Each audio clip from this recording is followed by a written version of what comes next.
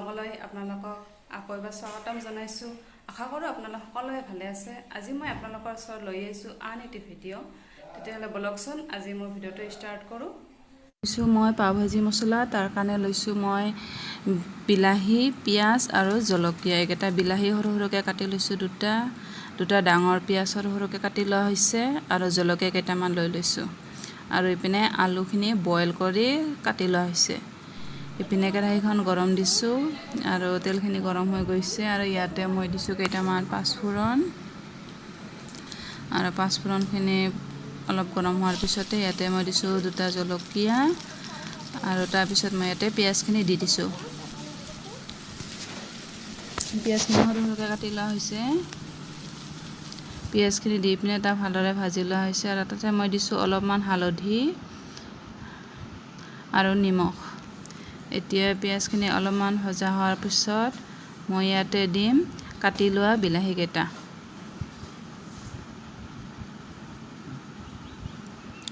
আৰু বিলাহীখিনি দি মই ইয়াক ভালদৰে ভাজি ল'ম। আপুনি পিঁয়াজ বিলাহীৰ লগতে ফুলকবি, কেপচিকাম, গ্ৰীণ মটৰ এইবিলাক দিব পাৰে, কিন্তু মই বিলাহী দিয়ে বনাম। বিলাহী আৰু আলু দিয়ে বনাম। আৰু অলপমান ভজা হোৱাৰ পিছত মই ইয়াতে মছলা অলপমান দি দিম। আৰু এতিয়া মই ইয়াতে দিছোঁ ধনিয়া গুড়ি অলপমান, জিৰা গুড়ি অলপমান, ৰঙা জলকীয়াৰ গুড়ি অলপমান আৰু লগতে অলপমান নিমখ দি পিনে বস্তুখিনি ভালকৈ ভাজি লৈছোঁ, যেতিয়ালৈকে বিলাহীখিনি ভালদৰে সিজি নাযায়। বিলাহীখিনি ভালদৰে সিজি গ'লে তেতিয়া বিলাহীখিনি ইতিমধ্যে ভাজা হৈ গৈছে। ঢাকনিখন লগাই দিওঁ অলপ সময় যাতে ভালদৰে সিজি যায়। বিলাহীখিনি ভালদৰে গলি গৈছে আৰু ইয়াতে মই দিম এতিয়া আলুকেইটা। আলুখিনিও ইয়াতে ভালদৰে ভাজি ল'ম যাতে আলু বিলাহী ভালদৰে মিক্স হৈ যায়। আৰু যদি ভালদৰে মিক্স হৈ নাযায় তেতিয়াহ'লে আপুনি এনেকুৱা এখনেৰে ভালদৰে আলুকেইটা মিক্স কৰি ল'ব পাৰে। মই এনেকৈ দি দিছোঁ যাতে ভালদৰে আলু, পিঁয়াজ, বিলাহী, জলকীয়া মিক্স হৈ যায়।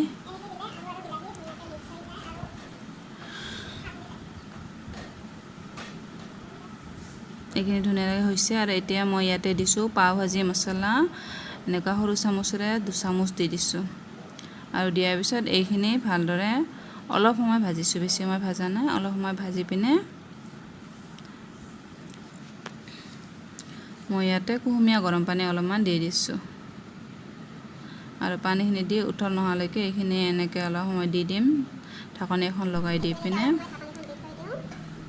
এইখিনি হ'বৰ হৈছে আৰু এইখিনি মিক্স হৈ গৈছে। বেছি আৰু পানী কম নকৰোঁ। তো হৈ গ'ল মোৰ পাও ভাজিৰ মছলাখিনি ৰেডি। আৰু এতিয়া মই এইখিনি ওলাই লওঁ। মই পাও ভাজিটো ব্ৰেডেৰেহে খাম, কাৰণ বজাৰত পাও বিচাৰি পোৱা নাযায়। আৰু ৰেডি হৈ গ'ল মোৰ ব্ৰেড ভাজি মছলা।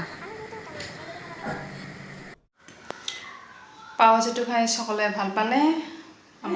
আশা কৰোঁ আপোনালোকে মোৰ ভিডিঅ'টো চাই ভাল পাইছে। যদি মোৰ ভিডিঅ'টো চাই ভাল পাইছে তেনেহ'লে প্লিজ লাইক কমেণ্ট কৰি দিব আৰু মোৰ ভিডিঅ'টো ছাবস্ক্ৰাইব কৰি দিব, যাতে মই আগলৈকেও ভিডিঅ' বনাই থাকিবৰ কাৰণে উৎসাহ পাওঁ। তেনেহ'লে আজিলৈকে ৰাখিছোঁ। বাই।